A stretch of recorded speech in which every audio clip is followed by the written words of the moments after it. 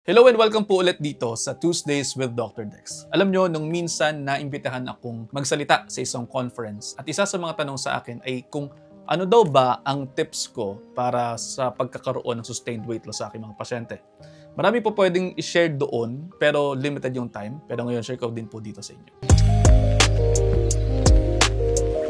Okay, mas may time na ako ngayon dito kaya dito mas extensive yung i-share ko na ilang tips. Although sabi ko sa kanila doon, kailangan sustainable, kinakailangan merong commitment at kinakailangan merong habit tracking. Pero para sa inyo po, ito po ang dapat ninyong malaman tungkol sa pagsustain ng inyong weight loss. Sa katotohanan ng bagay, ang totoo, madali lamang magpapayat. Pero ang mahirap ay yung panatilihin yung pinaghirapan mong pagpayat. Again madali pa yung paraan ng pagpapapayat. Pero yung pag-maintain ng pinaghirapan mo, yun yung mahirap. Kaya kung gusto na maging long-term ang results natin, dapat hindi lamang po motivation ang sandata natin.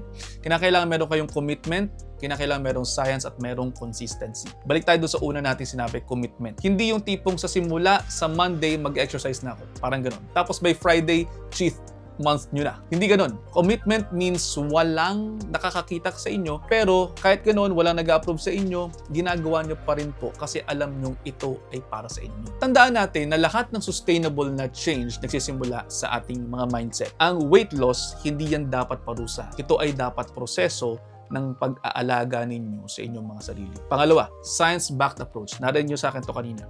Kalimutan na po yung mga crash diet, kalimutan na po yung mga magic teas.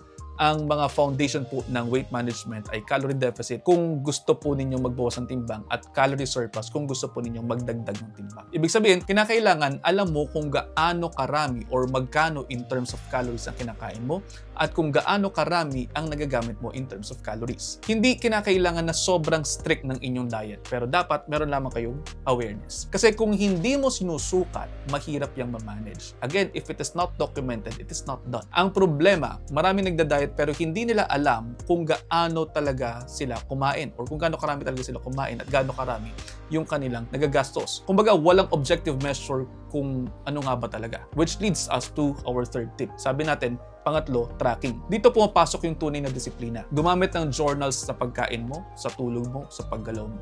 Pwede kang gumamit ng apps katulad ng Elfie kung gusto mo, pero ang mahalaga, maging honest ka.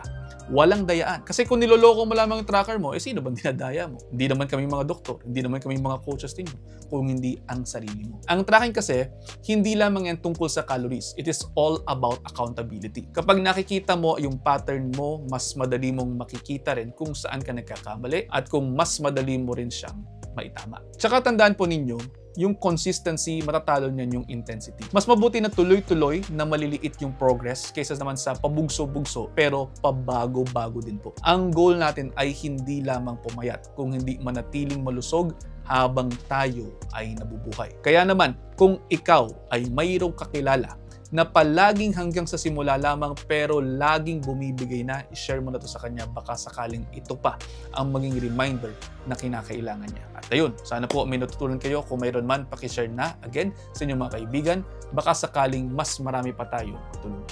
Please do not forget to like and to share this video and I'll see you next episode. Ingat!